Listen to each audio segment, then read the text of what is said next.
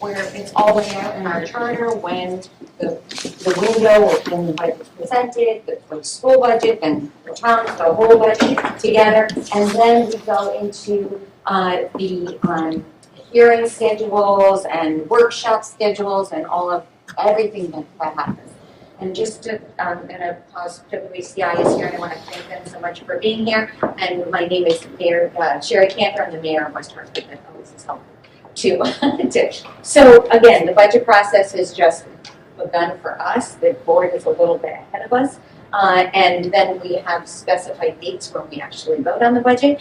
But for both of us, we have public hearings where we receive comment and we don't interact. It's just the way we can receive the most comment, the way it's set up in our charter. So we wanted this, some years are more difficult than others. This year happens to be a very challenging budget year.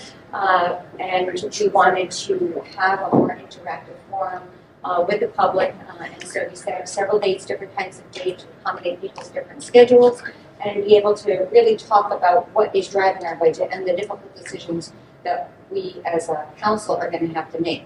The town council statutorily in Connecticut has an overall amount of money that we approve for the school budget. We do not have any control over the line items. That is up to the school board. Superintendent submitted his budget, then it comes to the school board's budget, and they have, we could say, take, $1 million out. We can't say where that's going to go. That is their decision on how, and that's state statute. So I am joined by, I'll just tell you who's at the table, Deputy Mayor Ben Winograd, obviously Town Manager Greg Ledley, Superintendent of Schools Paul DeSantis, Board Chairwoman Thomas Ferguson, and Shannon Marman is the Vice Chair, and then Gail is also here. I also have, who also is on the board, we have FOI rules, so I thought that we were limited to 2, so I don't know how that works. We can do 3, okay? But I also have colleagues in the back. I also see Jason from the board is also here, and we have Carol Blanks and Tiffany McGinnis from the council are here. So, and with that, I think we're going to do a quick overall picture of what the budget looks like, and then we can get into a little bit more. So we're here to answer questions and be right interactive. Thank you, Madam Mayor. Thank you, Sherry. So Rick and I have talked, and I'm gonna lead because the Board of Education budget is a component. In fact, my understanding is 58% of the overall town budget. So we're going to kind of go parts to whole. So I will lead with an overview of the superintendent's recommended budget. I'll then turn it over to Mr. Ledwith, who will conclude with the overall education in the town budget, and then I imagine we'll open it up for discussion. And what we talked about this morning, we've both given a presentation, and that you can watch on WHCI that perhaps it's 45 minutes or so in length, and then we have our we're doing a Board of Education workshop this evening. So I'm not gonna take all of the time to go exactly in that same level of depth. I'm gonna try to hit the high points for you, so that we can allow the maximum amount of time should you have questions or reactions that you want to share. All right. So with that. There we go. I'm gonna, we've set this up where we'll talk through some budget drivers, some of the things that are most greatly impacting our budget. Try to talk to you about the return on investment for those expenses, and then give you some other shares. But I think you'll hear both of us say that overall, we're on the town side and certainly on the board side, we are a people business. Our money is invested. Overwhelmingly in our staffing. For the Board of Education, salaries and benefits constitute a total of 81% of our total budget. And when we look at what the drivers are each year, our annual salaries, they're governed by market-based salary settlements through contract negotiations across all of the different unions: teachers, administrators, para-educators, custodians, et cetera, et cetera. And the average impact this year to last year for those contract settlements represent a 5.2% increase. So that comes in as an add, just kind of going forward. On top of that, the salary benefits, and we've been fortunate to be in the state partnership plan, as are all of my colleagues working on the town side. And that, while that state partnership plan has been really a cost savings for us for quite a number of years. This year in particular, it's more than a little bit. It's a higher number. It's a 9.9% increase for health benefits that we've been told to anticipate. And that data is as recent as 4 or 5 days ago. We continuously look for the updated projections. So in light of those increases, because they are significant, we look closely at our staffing. And in my budget, I've recommended a reduction of a total of 8.2 positions from current staffing levels. That's a net. I do have some places where, and I'll talk about them, where I need to grow some staff, specifically for special education services. But the net decrease is 8.2 positions from current levels. And that positions us with a total of 40 fewer positions from 2 years ago. So we had some rather significant cuts that we made last year, both as a cost savings measure for the roll forward budget, as well as positions that we did not continue in light of the cessation on ESSER fundings. The return on investment on there is kind of up on the screen in terms of the work that our teachers, our paraeducators, all our folks do. They're dedicated to to our mission. The niche rating, the most recent 2024 this year, again placed West Hartford #1. I believe I heard Mr. Ledwith say that's 7 years running as the #1 place to live in the state, and that's based on in part. And I think in a fair amount of the the A+ rating of our schools. People talk about coming to here for the education. We do boast several Milken winners. That's a huge award in the educational landscape. We have several Milken Award winners on staff in our district. We boast the 2025 Connecticut Outstanding Arts Educator of the Year and the Arts Supervisor of the Year. And those are just this year's awards. As we go back, we look at other things each year, year over year. Our next set of drivers are our out-of-district tuition and related transportation costs. And this really is the big driver that has, for the education side, has probably created the greatest amount of impact that I'm unable to control for in a significant way. So overall, the majority of our students are educated directly within our schools and then within our specialized programs. However, we do have students that we service who have needs that we cannot accommodate within the schools. They may require more of a medical setting, a hospitalization setting. They may require residential therapeutic placements. And it does not take many students to create a big cost. And what has happened at the state level is there's been flat funding to our excess cost reimbursement, the measure by which we can recoup money from the state of Connecticut once we've expended greater than 4.5 times the average typical per pupil expenditure.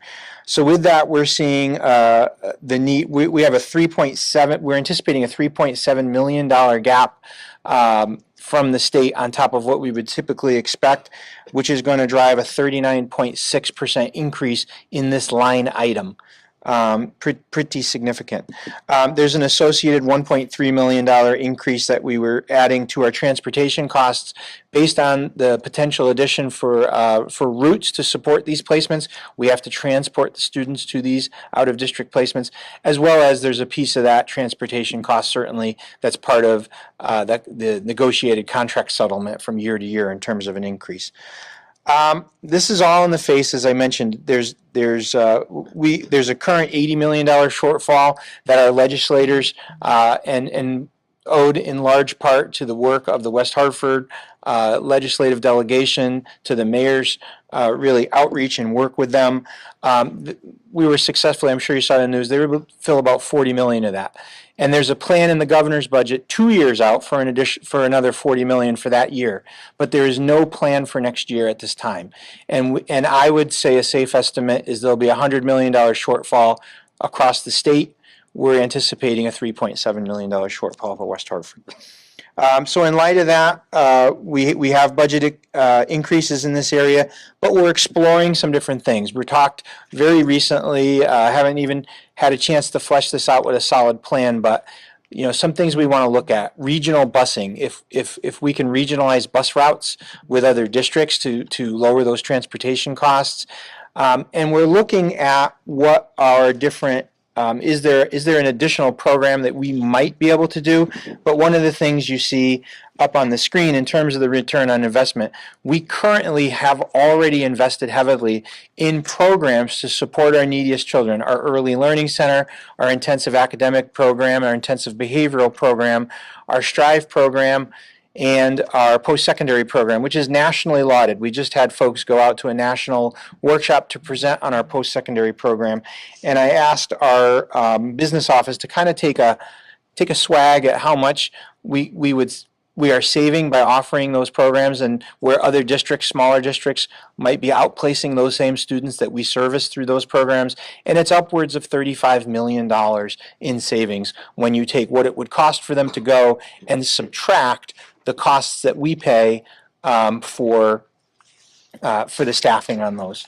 And we're looking to get that even to a finer explanation, because I think that's an important metric to look at. On the realm of programming, and our programming in town is unquestionably excellent. I think that West Hartford is in a league of its own relative to the educational services that we provide. We are looking to preserve the programming. I have received no fewer than 20 emails since I presented a couple days ago from parents wanting to ensure that things were not necessarily going to be cut, and concerns about class sizes as well. I am looking at class sizes as a means to try to control some FTEs. We're not changing our class size guidelines. We're just trying to have a more strict adherence to them. But what we are doing with programming, as I alluded to in the first slide, we are going to be adding 4.5 positions net within special education in support of specialized programming that is required. That is part of the overall net decrease of 8.2. So we'll go down by more than 8 positions in order to add these 4.5, obviously. But we are seeking to continue all programming that exists. I know, we talk about some trim to with fewer sections, some trim to music or art because we'll have fewer elementary sections, some trim to our gifted and talented. All of these are trims, and we're looking at how we can schedule more efficiently to have to look at our intervention groups, to have them just be not dramatically large but slightly larger, to try to save little bits here and there wherever we can.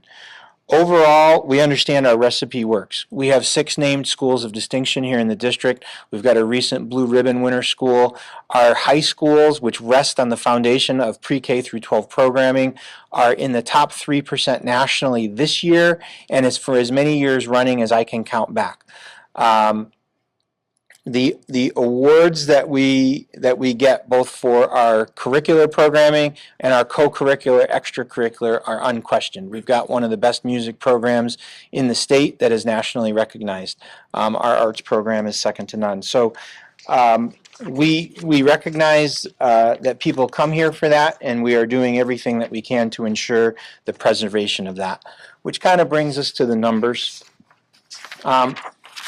Our existing budget for this current year is just upwards of $200 million, almost $201 million. To roll it forward, to do everything the same with the same staffing levels and maintaining all of the same programs with those increased costs that I described at a very high level would cost approximately an additional $16 million.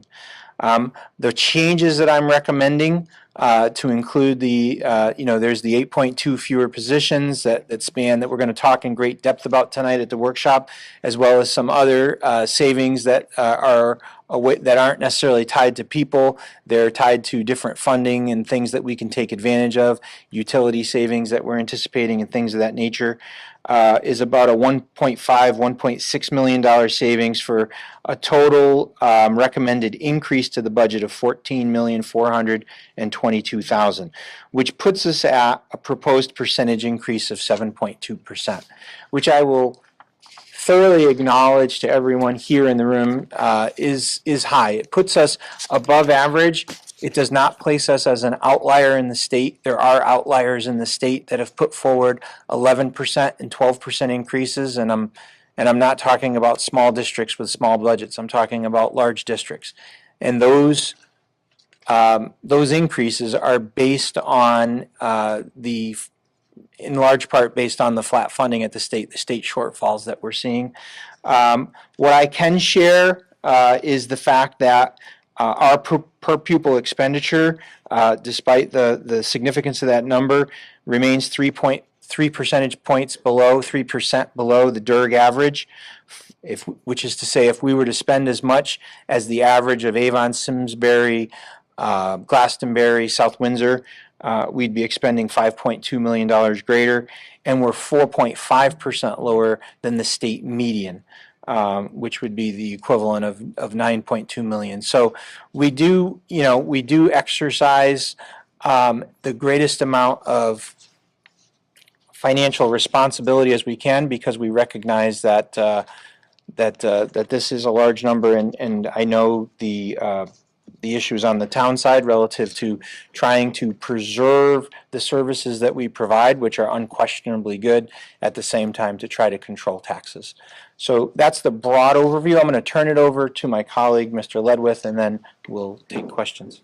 Thank you, Paul, and good afternoon, everyone. It's a pleasure to be here, and as the mayor opened up, and as we just heard from our superintendent, this is a challenging year. No question. We knew that going into the year. I mean, essentially, a community of our size, with 64,000 residents, 9,000 students, 1,600 full-time employees on the school side, another 425 on the town side. Some of the things that we've been seeing in terms of funding that we've been getting from the state, we knew coming into this year it was going to be a challenge, and we've been working very closely with our colleagues on the school side to get ready for this budget process. And the mayor and the board chair had a great idea as we were heading into that process, and that was having this type of setting, having, in addition to the public hearings, having community conversations, getting out, meeting with our residents, and having that ability to have one-on-one conversations to talk about what our challenges are, and then to hear from you as well, your concerns and things that we can address as we move forward through the next 6 weeks. So, as the superintendent said, he presented his budget last Tuesday. It was received by the town manager. I take that budget and put it into the overall town budget, and I presented that last evening to the town council. And I'll spend a little bit of time. Where are we here? All right. So, and a couple of the factors that we were dealing with on the school side are very similar to some of the challenges that we're facing on the town side. So, overall, on the town side, our budget's going up 5.7%. So, we have about a $3.5 million increase in salaries, and we have about a $3.5 million increase in benefits. The salary increase, those were negotiated contracts. We have a couple of factors that we're dealing with this year, specifically to salaries, that are a result of, we had some outstanding contracts that we recently settled that were 4 years in arrears. We also have another couple of contracts that we're negotiating right now, so we have to set up a contingency fund for the settlement of those salaries as well. So not everybody's getting a 7% increase, but it's a result of those two factors, in addition to, on average, our employees are receiving about a 3% increase in the most recent contracts that we've settled. The benefits issue that we're dealing with is the same issue that we're dealing with on the school side. As the superintendent said, we joined the Connecticut State Partnership Plan back in 2019. When we did that, at that time, we saved $2 million for our taxpayers, for our residents, when we made that change. Since we've been with the state partnership plan, our average increase has been 4.6% over the course of that 7 years. This year, just happens to be one of the larger increases at 9.9%. And the state partnership plan allows us to join the same plan that the state of Connecticut has. So we have the ability to take advantage of larger economies of scale. Instead of just being the school district and the town in our own plan, we join this plan. And that has been a benefit to the town and the school district for quite a while. This year, we're getting hit by that 9.9% increase. Last year, it was a 2% increase. You know, I wish we were looking at a 2% increase this year. Would have been exceptionally helpful as we're moving forward. So we don't have any control over that. That's something that we have to factor into our budget. But, you know, between the salary account and the benefit account, that essentially makes up the town's entire increase. And as we know, we talked about it last night, Paul talked about it in his presentation, all we do is we provide services. So we don't, you know, we don't sell anything. Everything we do is delivering services to our community. And as Paul mentioned, and I can't understate it enough, nor can our Town Council or Board of Education, we are consistently rated the best community in the state of Connecticut to live in, to work in, to play in, to retire in. And that's something we take very, very seriously. So that's, you know, and that's drives our 425 full-time employees on the town side and our 1,600 on the school side and our elected officials. We take a lot of pride in trying to do what we do today, do it tomorrow even better, build on our success, continue to be the best community to live in, to work in, and to retire in. So that's very important to us. You know, we have done over many years, we've been doing it more efficiently than we have in the past. When I've been here coming up on 25 years, which is surprising to me to be able to say that. When I started here 25 years ago, we had 620 full-time employees on the town side. So over time, we continue to make the right decisions to balance our budget, to continue to deliver the services that we do to our community, and we will continue to do that as we move forward. As last night, our theme was, and our budget theme was, navigating challenges with strength and purpose. We will use that to drive us. As Paul said, our numbers are high right now in what we're proposing. But we're looking to work with all of our residents to find ways to minimize that impact on our residents as we move forward. Another budget driver, a couple here, operating expenses and capital financing. So from an operating expense standpoint, that's the line item we had the most control over this year. And we essentially are coming in with a flat increase in our operating expenses. Doesn't mean, everything we're all doing, whether it's in our own households or here for the town, when we buy something, when we, need to repair something, everything costs a little bit more. And that number, typically, our operating expenses will go up, roughly around 3 to 4% a year. They came in 3 or 4% higher this year. But we cut that 3% request from our budget. So it's going to remain flat. Last year's increase was $1.2 million. What was adopted in terms of an increase. And we're going to remain flat. We're asking all of our directors to manage that number as best you can. So when we have to pay for that extra, plow or whatever it might be, police car, that's covered under this line item, we're going to look to sacrifice something else in order to do that. And that's what we've done with that number so far. Capital financing, we are continuously making investments in our infrastructure townwide with 220 miles of roads and sidewalks, and our consistent focus on ensuring that we're maintaining a safe community. That is in this budget, so we will continue to make that investment in our roads, in our streets, in our parks, Folks have heard about our commitment to Vision Zero, eliminating all traffic deaths and serious injuries in 10 years. We will maintain that focus with our capital financing budget this year so that we can continue to, create that quality of life that's so important for us to deliver for our residents. I do want to talk a little bit about, and as I said, and Paul said, our number right now, it's not where we want it to be. But over time, we have always maintained prudent fiscal management. We are a AAA rated community, one of a handful in the state of Connecticut. It's important for us to maintain that AAA rated status so that we can borrow money to work on our schools, work on our infrastructure at the lowest rate possible for our residents. And every decision that we make, including decisions that we'll make as we move forward with this budget, will be made to maintain that AAA rated status. Grand list growth, I want to talk a little bit about grand list growth because that's the number that's very important to us and our ability to deliver services to our community.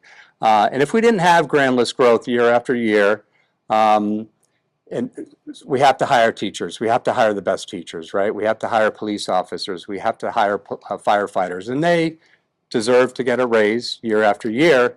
And if our grand list remained stagnant and remained at the same level it did, and everybody received a 3% raise, there's no way if we didn't have that grand list growth, our taxes would be even higher than they are. So I know there's been a focus on development over the last couple of years. You've seen it around town. We're seeing it literally in every corner of town. That's going to help us with our grand list growth. And this year we're seeing about $61 million in grand list growth. And that will result in about $2.4 million in additional tax revenue that we can use before we have to tax residents. But that's a number that's going to continue to grow over the next 2 years. So that $61 million is based on what we're seeing around town. And we haven't seen anything develop through fruition. So that's all projects that are in the process of being developed. This year alone, we've approved, our town council has approved $250 million in new development. With a heavy focus on affordability. So every project that we've approved has a component of affordable housing, and some projects are almost all affordable housing. So that will remain a focus of our town council, of our staff, as we continue to grow that grand list as we move forward. I do want to highlight some of the decisions that we've made in the past. A recent one, and that is our pension plan. 4 years ago, in 2021, our contribution to our pension plan was $26 million. So today, that number is $10 million. So a decision our council made 4 years ago to issue pension obligation bonds and establish a pension reserve fund has paid dividends for our community in 4 years. So this is year over year of not having to make that $26 million payment into our pension plan. This year, as I said, it's $10 million. So those are the kinds of decisions, the kind of creative solutions that we will continue to work on. We'll do it today, and we'll do it as we move forward to minimize the impact that this budget is going to have on our residents, knowing as that grand list growth that I just talked about, and next year is going to be even higher, and in and the second year out, right now, we are, I talk with our assessor, Joe Dakers, every day, that you talk about that return on investment. The value of our homes over the last year to 2 years has increased almost on average 30 to 35% across the town. So the homes that we're all living in, that value has increased dramatically here, more so than even other communities around the state of Connecticut, which is, again, tied to, I think, the quality of services, the quality of education that we provide here in West Hartford that's very unique. 2 years from now, we're looking at a grand list that could potentially grow from $7 billion, $7.2 billion, where it is today, to $10 billion. So that's where we're on track for in 2 years. So, so that's a real quick summary of both of our budgets. As Paul said, you can view both of our presentations on WHCI. At this point, I think we'd like to stop there, pause there, and then turn it over to our resident. Any closing comments before we turn it over to the residents at Board of Ed? Would you, Lorna or Shannon, would you like to make any comments?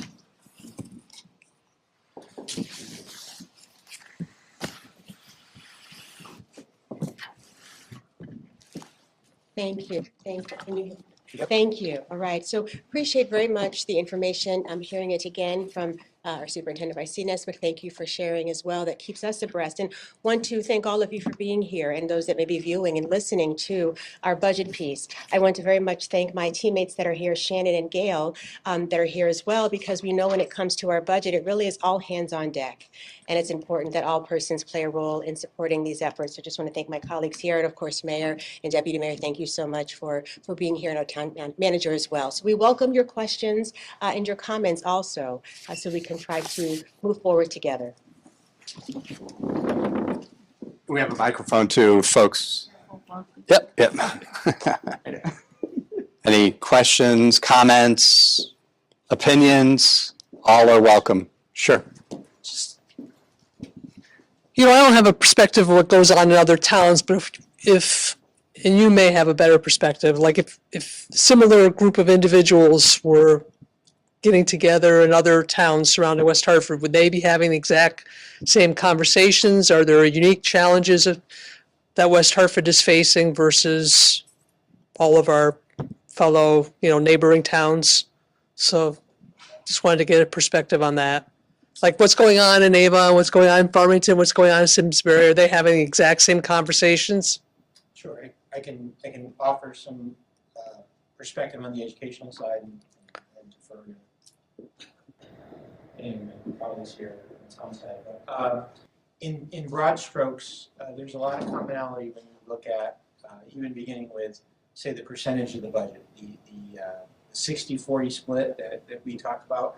That's very common across the state. That the education budget is kind of the bigger slice of the pie by 10%. From the 50-50. So 60%. That's not uncommon at all. And in terms of the state partnership plan, a lot of districts, not every district, has gone into that, and you see some of that benefit cost increase.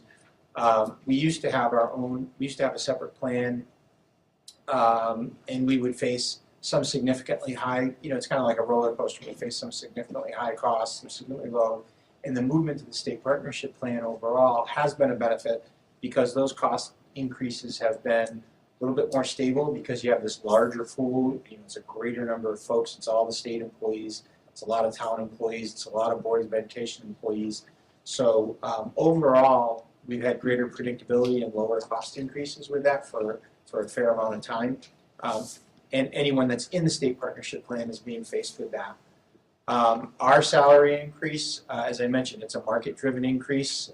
We were right at the market average for example, for our teacher salaries, which is our largest union, largest group of employees in the town. So that's very much the same conversation that's happening. And then lastly is the special education tuition costs. I meet monthly with the superintendent's group from the entirety of Hartford County. I've met with not only our West Hartford delegation, but we've been invited to some other pieces with the legislature to really talk about the existing shortfall. That is 100% an issue that is of dramatic concern and is the budget driver for a number of folks this year. I don't know if I mentioned to this group, but West Hartford was faced the 6th highest dollar value shortfall in the state of Connecticut, based on the based on our rise of special education students. Again, not uncommon. We are just below the state average with the number of students we service for special education. But I have colleagues in other districts nearby here, as I said, that are posting. They're calling it a crisis in their district because the level of increase that's needed based on their shortfall is so dramatic that it's driving their budget even more significantly than ours. Several of those districts that are in the top 10 have not yet published what their budget increase is. They either haven't had the meeting yet, or it hasn't been sent out on a, we have a shared document that we should look at so we can kind of see where we rank relative to other towns of similar size or geographically close. And so several that are in the top 10 haven't yet ranked, but pretty much anyone that's up at the high end like we are is posting a large number this year, because that's a driver that we can't control. For me to take another % off of the budget, the equivalent of over $2 million, that would be the equivalent of, the elimination of 4th grade, the elimination of the high school English language arts program. It's 20 teachers or more.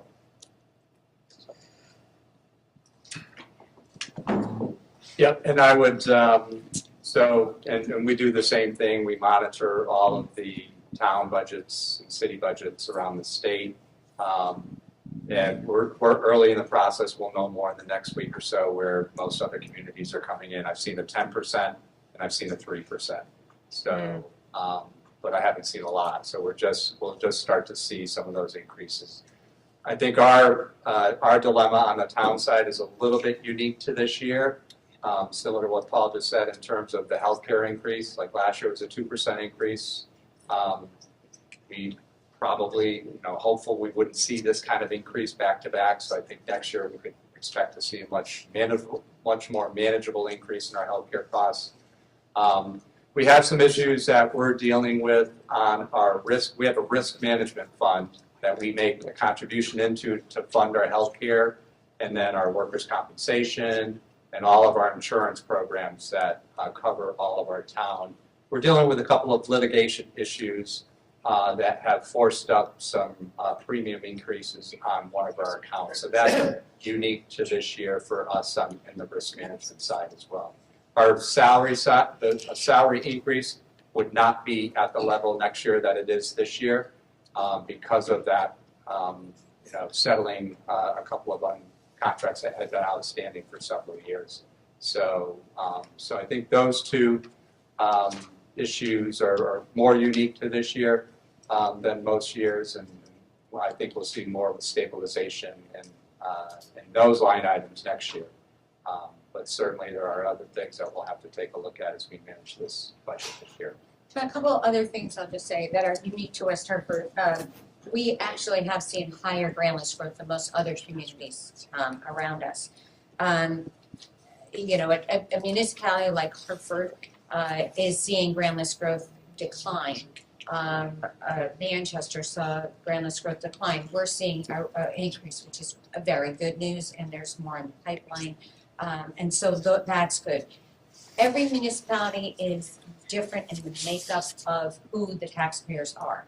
An example of that is Farmington. Farmington has a much smaller percentage of residential property than they have corporate and actually state with a pilot grant money that comes in. So the makeup's a little different. In West Hartford, almost 90% of our revenue comes from property taxes, and less than, more, I would say a lot of the larger communities around us have more state support. We have the 10%, well, a little less than 10%, which you heard about. But also out of that 90%, most of our property taxpayers are residential top property taxpayers. It's not even like commercial, and so a lot falls on our residents in a way that is different in other communities. The dynamic is a little bit different. My dad would like to ask a question. Before I ask you a question, so my name is Aaron Bolduck. I'm not only a resident, but also a business owner in town. So, as well as my friend Matt here. But I'm coming from more of a less emotional, logical side of like the comment and sort of question that I have really. Matt will, I don't want to speak for him, but he'll come from a clinical side of things. I don't know that anybody in the room disagrees, first of all, with that West Hartford is a great place to live. It's a great place to live. It's a great place to raise a family. What did you say? Work in, retire in, right? You know, so that's the reason why my wife and I chose to, you know, plant our roots. Besides, you know, I was here before her for the last 25 years. But I normally wouldn't come to something like this. This is sort of like a preparation for something bigger. I think the public hearing is on the 26th, if I'm not mistaken. It's more of education for, you know, for our two 10-year-olds. I'm not sure how often you have a couple 10-year-olds, you know, show up to a meeting like this. There's a much larger group that is poised to make an appearance on the 26th regarding something specific in the Board of Education budget.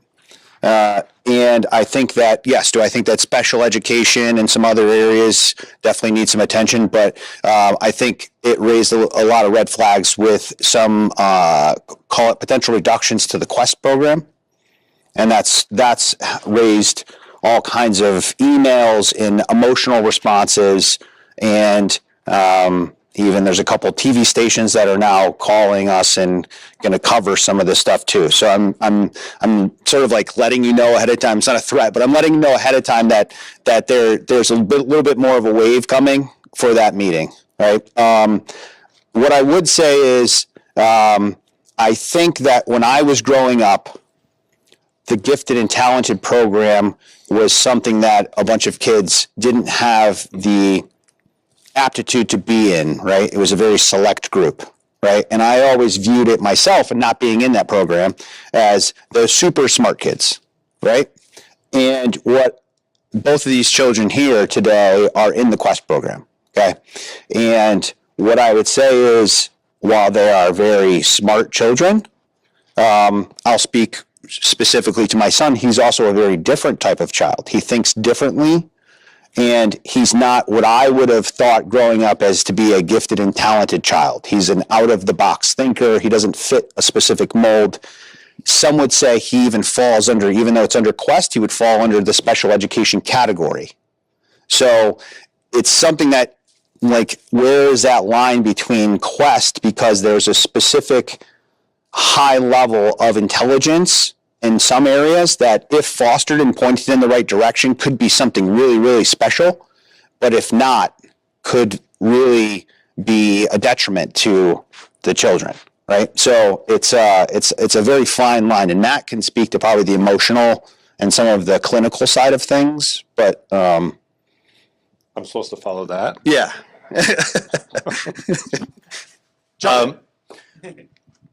So, well, my name is Matt Gallo. I actually own Pinnacle Behavioral Health, which is the intensive outpatient program that's in town that treats a lot of the kids in your school district. I'd actually, at some point, really enjoy being able to learn more about the outplacement cost benefit of not just Strive and Reach, but because that's something that we'd be very interested in supporting the town in producing and creating something that really can support not just the kids in the town, but the budget as well, because we do see the costs that go into that. I think with the Quest program from the clinical perspective, because my background is actually in gifted and talented, counseling gifted and talented kids. And something that I've seen over the last 25 years in the field is that kids in those arenas that don't get serviced appropriately end up on your behavioral charts and end up in the outplay. So if we're going from a cost benefit, I think it's an interesting thing. And I know it's not a major reduction yet, but I think a lot of the concerns at this point is gifted kids are looked at as well, they're smart enough, so why are we going to spend money there?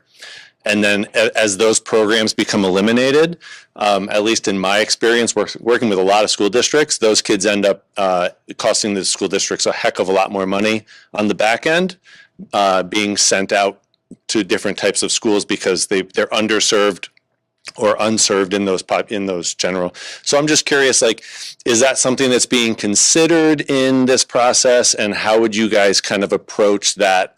You know, yes, they're not special education per se. However, you know, it's a population of kids that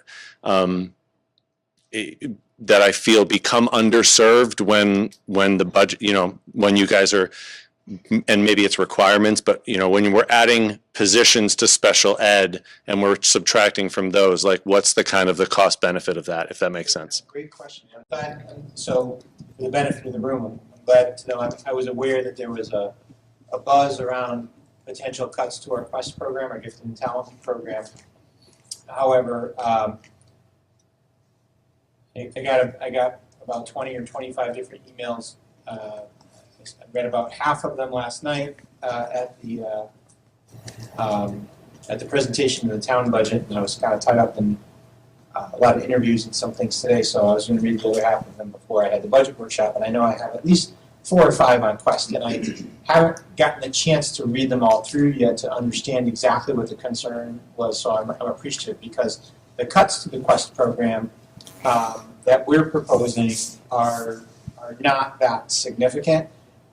In total, we'll see at the budget workshop tonight when we go over it. It's a 0.7, so it's less than 1 teacher, and it's based on an analysis of how those teachers are scheduled without any cuts whatsoever to the services that we're providing specifically within Gifted and Talented.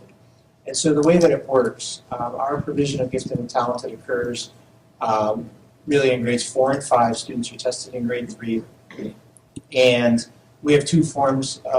We have 3 forms. We have Quest, which is a general enrichment program. We have Math Quest, which is specific to an accelerated and enriched program in mathematics. And then we do have an Arts Quest program, which occurs after school. But because of the limited grade levels that are serviced, typically 1 full-time teacher would be split across 2 schools. And then based on how they're going to be able to access the children within the school schedule, you know, if I only need to access the 4th grade and the 5th grade and then move on, you know, that could theoretically be done if schedules were perfect within a couple of hours. In all reality, there's a long reading block. The kids have to have recess before this point of day, whereas lunch placed. So there's some gaps there. And our Quest teachers during those gaps are doing enrichment with other classes with non-identified students. And so what we're looking at is, can we tighten some of that gap time to trim the staffing from grades, essentially from the elementaries and the middle schools. And we feel that we can probably realize a trim of about 0.7 without impacting the overall services. Will there be a little bit less enrichment? In all honesty, yes, there will. And that is a concession all by itself. And we will hear, I do expect to hear from parents who benefit from that enrichment, who want that enrichment. And we will do our best to provide that enrichment in consultation with the classroom teacher or in doubling up that. But I'm not proposing the cessation or the curtailment or the reduction in the Quest program itself. We are expecting to keep that programming whole. I know that in years past, and I think it probably goes back 7 or 8 years, we also had a very difficult budget at that time. And there was the laundry list of everything that we could do to cut, and I can't remember the number, it was something like $10 million from the budget. It was an ungodly number.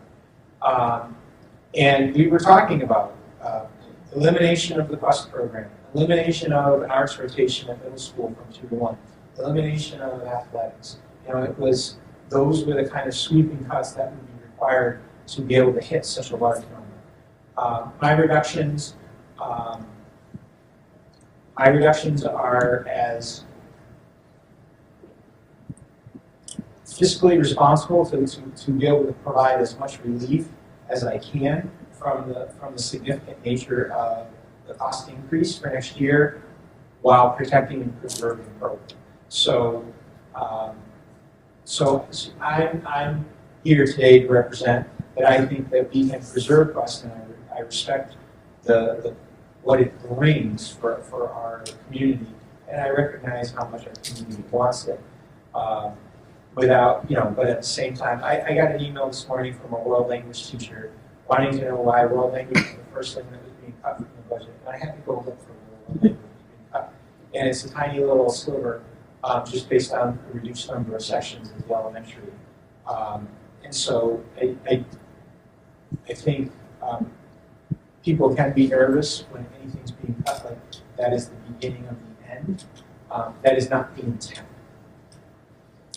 Thanks for all that. I would say that you're right. There's a knee-jerk reaction and somewhat emotional reaction, right? There's all these other parents that are up in arms, and Matt and I tend to be more of the level-headed in the group.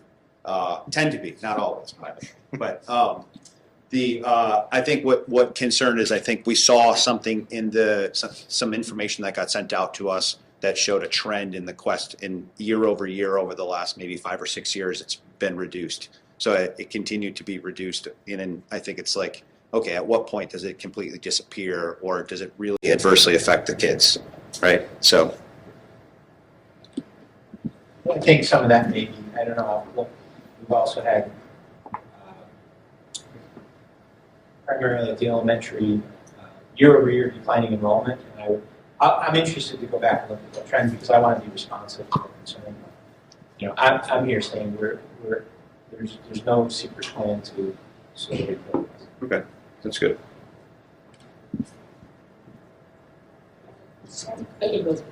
Andon, can you pass that back?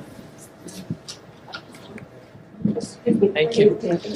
Sorry, Mr. Vick. Sure, go ahead. Thank you for your question. The one thing that's awesome you had, because as you were talking, you just was giving direct eye contact and great posture. So wonderful job, and thank you all so much for your comment. Excuse me. No problem. Well, at least this form is really nice. I rarely do I have seven town officials to answer my questions. There's more behind you too. Oh, wow, great. My question is about educational cost sharing and how that's changed like within the last 5 years. Because I know that this has been a thorny issue since I've lived in West Hartford, which is over 6 decades. So are we getting more in terms of educational cost sharing? Do we feel like we're getting our fair share? Well, that's N- a very never? separate question. Okay, so yeah, just in general, like, or just even educate, like, give a broad overview of our educational cost sharing. Well, I think both of us can probably contribute to an answer because educational cost sharing dollars is a grant from the state of Connecticut that's provided to towns directly to offset costs within the town budget related specifically to education.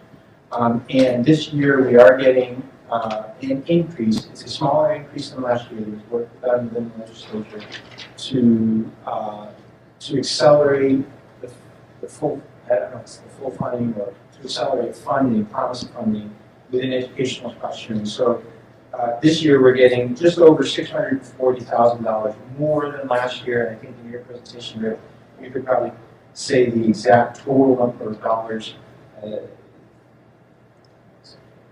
25 million. 25 million that the town receives for educational cost sharing. So there is more, and we're glad about that. It's not as much more as it's not as much as the increases we saw last year. That said, you sort of asked the question: are we getting enough? The educational cost sharing formula is based on the number of students who are English language learners who reside in the district, and the number of students who are socioeconomically disadvantaged as identified through their participation in the free and reduced lunch programs. What's interesting about that is the group of students who also represents some of the highest needs relative to educational costs that are not part of the formula are the students with disabilities, especially students who receive specialized educational services. And there is an effort underfoot with the legislature to amend the educational cost sharing formula to be able to give credit to towns and to be able to give equitable credit to towns who have a larger number of special education students versus a smaller number of special education students. Currently, there is this thing, this excess cost reimbursement that we've been talking about. That addresses students students with disabilities who have very exceptional needs, students who require programming and services well above their, not only their grade level peers, but their peers within special education. So sort of the complexity issue, students who have very complex needs. Students who just have maybe some more routine needs, something that and I say routine, I don't want that to sound wrong, but needs that we can service more routinely. Maybe a student needs to provide a co-teacher, a resource teacher, some check-ins. Their service demands are more limited.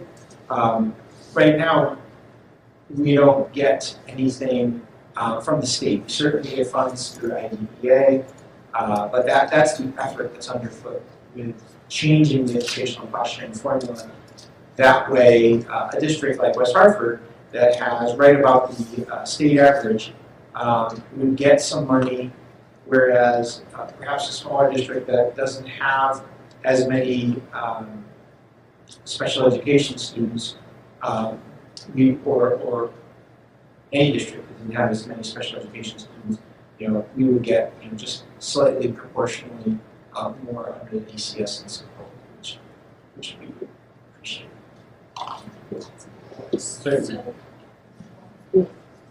Well, I know Gail had mentioned, but I just wanted to expand. There is a task force at the state level that actually has made recommendations to the state legislature on BCS funding, including, as the superintendent shared, special education, and also reducing the 4.5 times excess cost number to something a little bit less, 3.5%. So all of that is something that the state legislature is working on and hearing. We were also talking about including transportation. I think in the superintendent's discussion, that $1.3 million is something all that adds to that driver as well, and that has not been addressed. So all of those pieces. The other thing that the state of Connecticut is an outlier on is providing guidelines, and it's kind of to Matt's point, and guidelines and limits on what is spent out of district for any oversight, really any oversight. And uniquely, I think there's 2 states in that country. No, Mass does. I think we may be the only state which is so. Elected leaders around the state and town managers around the state have said, and superintendents as well, but the impact on our budgets are so profoundly impacted by excess cost. And small towns can be so profoundly impacted that it just is.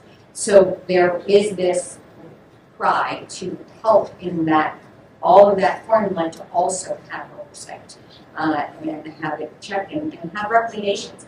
There's also a lot of work being done to, and I think the governor has said, to regionalize and do something smaller, like regionalized busing, but also having the resources more local than having it, even in state or far away or out of state. So, and working with other municipalities together to, we've had conversations with Mayor Hartford and other municipalities that are very interested in doing that as well. It's going to be a little bit of a, it's not going to affect this budget necessarily, or we can't count on it affecting this budget, but it is something that is very much in the front lines of everybody. What I was going to say aligns very much exactly what you were speaking about. I think it's important to know that the challenges we see are not new ones, and especially with respect to the educational cost sharing and reimbursement, that's not getting what we were hoping for. That has been an ongoing cry for help and support. And I think it can be a misinterpretation that because West Hartford does well, and because we do have the wealth distribution that we do have, we know that we have the challenges also. And we also know that in spite of those challenges, that will not have us to reduce our commitment to those children and students who we're here to serve. So we may do with what we have, and we've done quite well with that. But at the same time, we certainly do need additional supports. And so as Mayor was talking about the advocacy on the state level, our delegation has been quite receptive to the concerns that we have. We know our superintendent has advocated, board members have advocated in different ways as well.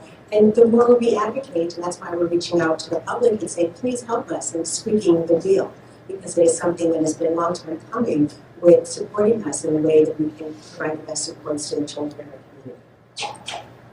I know Gail had a question. Again, Mike.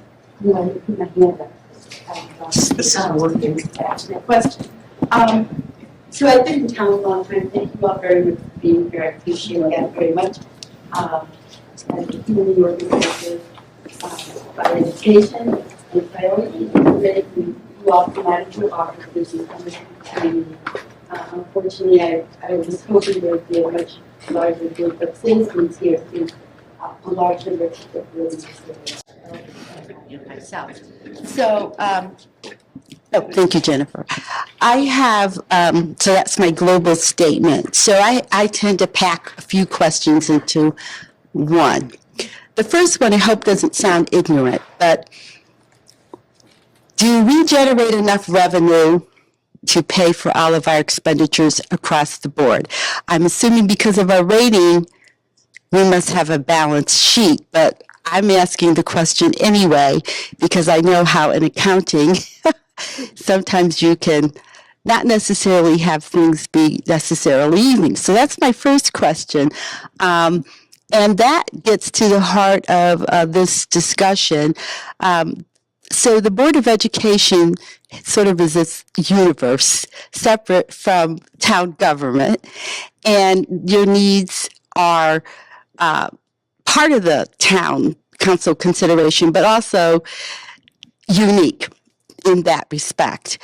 And as I listen to this, a lot of discussion about the increase in expenditures for special education, which, correct me if I'm wrong, has been driven by we've done such a phenomenal job of attracting people to our town that people are moving here specifically for that, which is driving up the need for services across the board.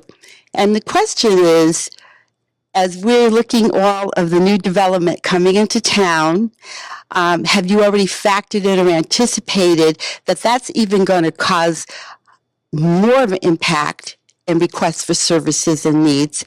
How are you going to pay for them? Actually, that gets to my bottom line question. With increasing demand for services, rising costs, reduction or elimination of funds from either the state level for anything, roads, school lunches, special classes, how are we paying for this? To Mayor Cantor's point, maybe, not maybe, I think I totally understand that our revenue primarily comes from property taxes, correct? So to that extent, how do you propose to, in the next few weeks, convince individuals in this town who love this town and are here for all the wonderful reasons that have been articulated, that this challenge that they're going to face in taxation as a result of trying to keep everything even keel, is going to set with them? I'm just curious because it seems to be the elephant in the room that nobody wants to directly address. And I think it's wonderful to talk about all the glorious, wonderful things here and your hard work and your dedication and commitment. But I think at the end of the day, people want to know things are going to continue pretty much, it seems, rising, shortfalls, reductions.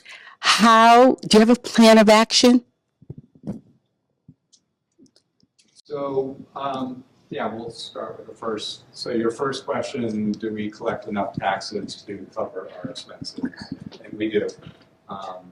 So we do, in my 25 years, and probably, I'm not sure we've ever had a deficit. And we wouldn't, I know the Board of Education can't have a deficit because the Board of Education members are fiduciary responsibly for that. So in this year, the superintendent mentioned the excess cost reimbursement. We were looking at a potential shortfall in this particular year and the amount we were getting reimbursed from the state.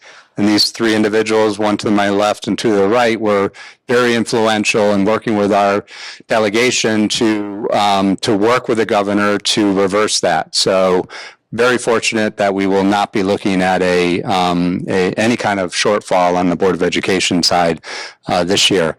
And we're AAA rated community. We are required to have a fund balance, and we do have a fund balance that's 10.1% of our overall budget. So, but we've never had to tap into that. We did a little bit back in 2011 during the storm. We all remember, and we tapped into it very quickly and replenished it within a matter of a half a year. So, so yes, we do collect, and 86%, as the mayor said, 86% of our revenues are generated by our property taxes right here in town.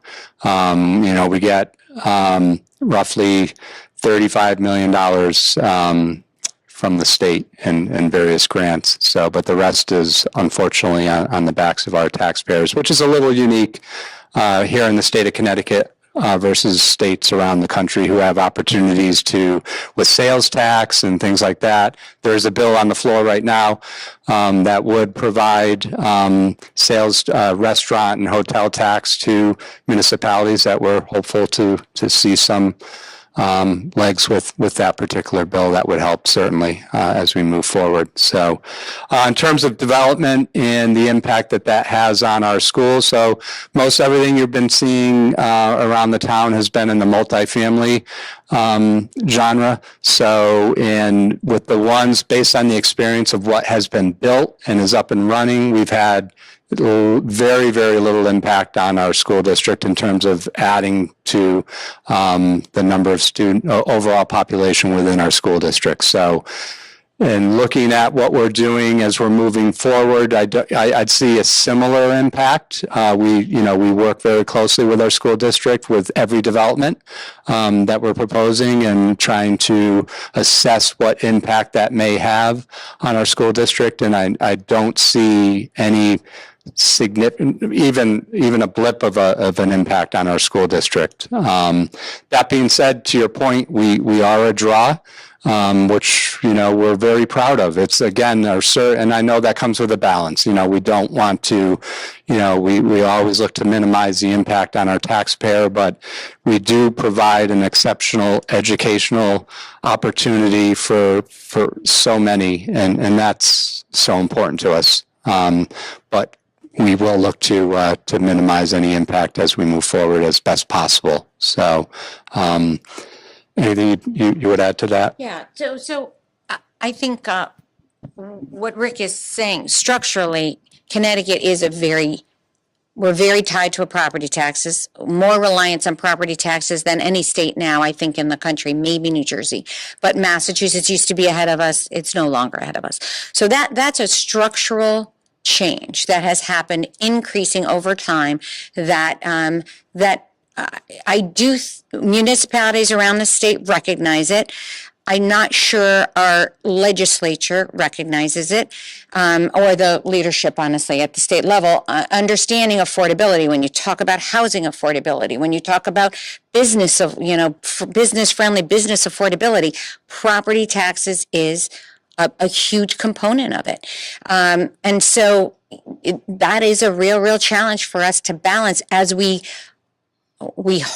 are not, there's always a plan, but, and plans change. We did not, when we joined the state partnership plan, we did not think we would get a 10% increase this year after a 2% increase.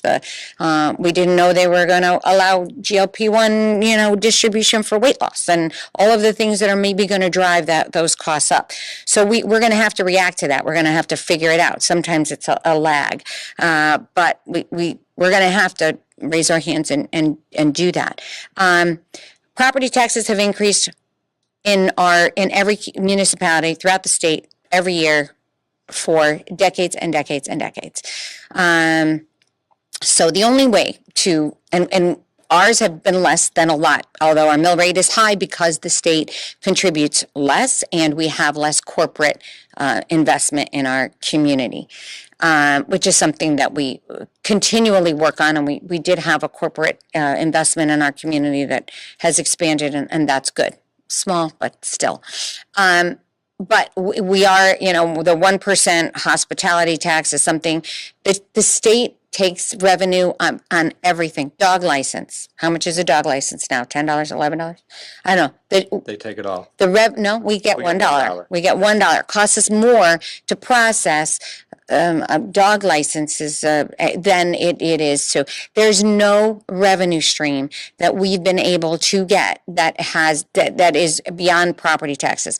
That 1% hospitality and restaurant and hospitality tax was earmarked for municipalities, 100% of it. It's about a little over $110 million. And it was then split to half to municipalities as a proposal, split by the legislature, half to municipalities, half to workforce development, and another half to tourism. Okay, that benefits the restaurant industry, and okay, that's fine. And then it was swept completely and has been $500 million gone to the state into their general fund, and we, as a draw for restaurants and have, again, structural costs. We have public safety, we have road, we have parking, land that we have to commit to parking. That is all cost the town money. And so that's something I've testified on. I've been working with our delegation and the Restaurant Association on changing that. Cannabis was one of the first, I think, that allowed the municipalities to keep a little bit of the revenue, and it's a little bit. Opioid, that's a little bit of a revenue stream that's been coming in. One of the things that we're going to be voting on in the next month is camera enforcements for speeding. And that is a unique thing that the state legislature has said. If there's a lot of restrictions on it, maximum of $50, there's a lot of restrictions on it. That money can be kept by the municipality and can be reinvested back into road safety. I mean, and we will be testifying on that. But part of what we need to do is change some of those structural drivers. Pension was one of them. That was a decision that was made. I think I've talked to you about the scale before. It was made 30 years ago. There was a holiday. There was no pension payments for a 10 to 12-year period of time, similar to what the state did. And there was even negotiations for employees not to pay into their pension plan.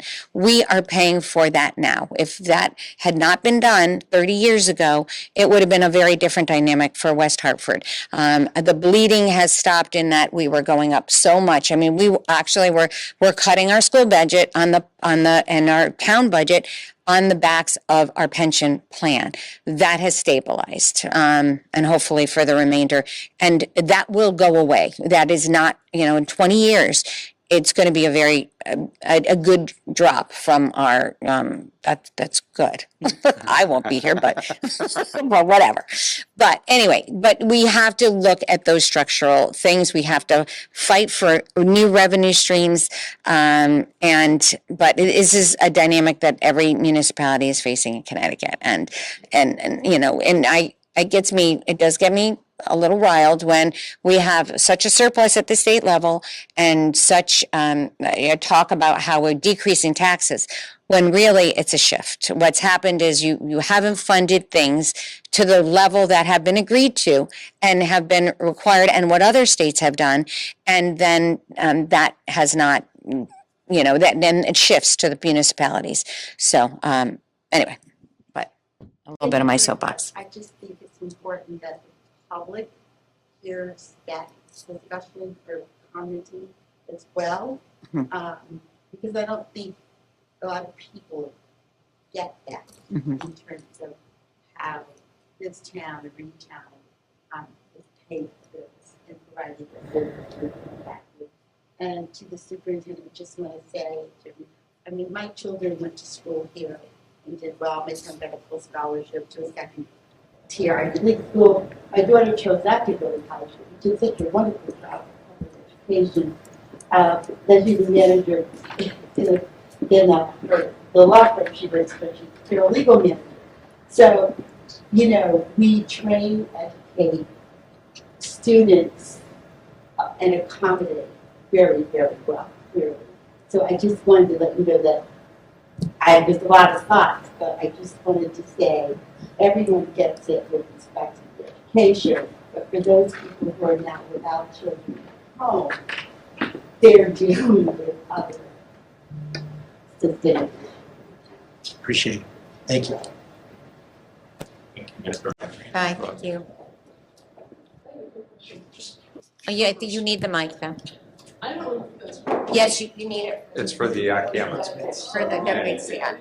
It's not an amplification, it's for recording. I didn't realize what this was all about. So we've had about 65,000 residents my entire life. Is that pretty, not true? Well, I don't know if you're. Yeah. But Yeah, we did have 70,000 residents in the 70s. okay, all right. But it has been, it was a little higher. Okay. There were probably a lot of little people. Well, that's an interesting discussion, but, and as far as I know, our school enrollment's around 9,200. It's been like pretty flat for the last at least 5 years. So we went through a period of declining enrollment and stabilized. We're just under 9,200. Okay, just curious, is that a very typical ratio? Yeah, just across, yeah, I'm just curious if like, that sounds like about 1 out of every 6.5 or so. Is that like a typical ratio? Honestly, that's a great question. I haven't studied it from that perspective in terms of ratio. I'm sure there's a number of factors that play into that in terms of the infrastructure of a town. So I don't know the answer to that question. Because that would also prove the point that we are really attracting, you know, more people on the basis of our schools, which I've heard and I think is true, but that's all sort of anecdotal that I think it's true. There are very few towns in the state of Connecticut that have had either a stable enrollment or rising enrollment. Very few, like a handful. Most of Okay, yeah, Danbury and Southampton. So those are for school enrollment. They schools. But most municipalities in the state of Connecticut have dropped Hmm. So. and then great job on the presentation on the grand list growth. I was not aware that that was going on. Do you see that the trade-off is density? Do you worry about density in terms of our town? Because as I say, when I grew up, Bishop's Corner was a sleepy part of town. Seriously, no one went to Bishop's Corner. And how that has changed, probably more as a result of Avon and Canton than anything we've done. But just in terms of like, how do you see that changing our town? We see it changing our town in a very positive way. I mean, we've always had the center and Blueback Square. That's kind of been our, forever, our draw to our community. And for us, there's been our council focus on looking at developing other parts of town, not like the center of Blueback necessarily, but for example, a great example is what we're trying to do down in Elmwood. So we have New Britain Avenue and we have New Park Avenue, and our council 2 years ago adopted a transit-oriented development district. So our goal is to create more dense housing opportunities and mixed-use opportunities along New Britain Avenue, New Park Avenue that are close to transportation, public transportation. So we have the Connecticut Fast Track Station that's right there at the corner of New Park and New Britain Avenue. And our goal, hopefully we'll all be around to see this come to fruition, is to have a train station there as well. And we're also renovating New Park Avenue. So similar to what we did on North Main Street right out here, we're going to create a 4-lane road and create a 2-lane road with a center left-hand turning lane and then protected bike lanes. So we will then have the opportunity to connect Trout Brook Trail to New Park Avenue into our TOD district, and then connecting, we just signed off on a grant to study connecting our Troutwood Trail, New Park Avenue to Hartford and Newington to their developing bike trails as well. So really bringing that TOD district to life. We have 2 projects that have been approved through our TOD that we're working on financing right now. They're working on financing. So the Old Puritan would be a 115 unit multifamily with commercial on the first floor, dense development right up on the street, less parking, taking advantage of that, public transportation, affordable housing as well. So 30% of the units would be affordable in that development. And then another one further down on New Park Avenue, 570 New Park Avenue. So 2 new developments for that part of town that will really bring Elmwood. It's a great place right now. It really bring more to life and enhance what we have in the center of Lubeck Square. And then we recently approved, the council recently approved the development right over here at UConn, where we'll have on the parking lot side, the 1700 Asylum. We'll have 4 apartment buildings with about 300 units, with about 7% affordability in that location there. And then across the street, a real mixed-use development. So we will have a small organic grocery store, and then we'll have a couple restaurants, coffee shop, a spa, an assisted living facility, and then the opportunity to own along Asylum Avenue and Lawler. And again, creating a mini dense center in Blueback on the north end of town as well to kind of enhance everything that's happening in our officials. So we're really excited about this type of growth here in town. Certainly it will help with our grant list, which is always great for our taxpayer, for our residents to minimize those tax impacts. But really, like I said, taking something that's really special here in town and even and making it more special. And has the demand for the new developments been steady as you? The charts. Housing is an issue. We're in a crisis, not just here in Connecticut, but nationwide. And part of that, I talked about our rising home values. We're up 35% here in West Hartford.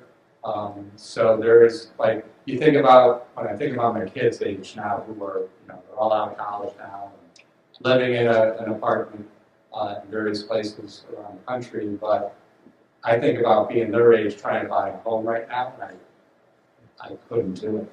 They can't do it. So this is, there's just a tremendous demand for this multi-family housing. So and that's why this investment, that we're seeing record levels of investment in our community that we've never seen.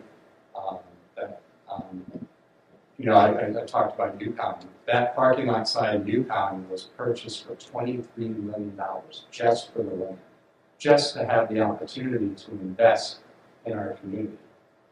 That's not something you see everywhere. So very, very fortunate to have that level of interest. We're just about at 5 o'clock, and so I think we should wind up. But I have one last, this is really quick, sorry. If I understand correctly, the increase is about 7.5 on the education budget, about 5.7. 7.2 on the education. 7.2, okay, 7.2, okay, That's my recommendation. Turn it over to my board. We have our first workshop tonight, and the workshop in 2 weeks.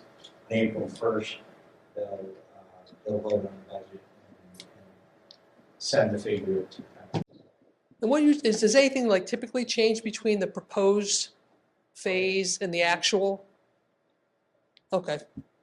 And I know we're at limits, so the last question. Thank you. Thank you very much. This was delightful. Really nice to have you. It was delightful for me. all right. I think we got our council on board and the audience. All right.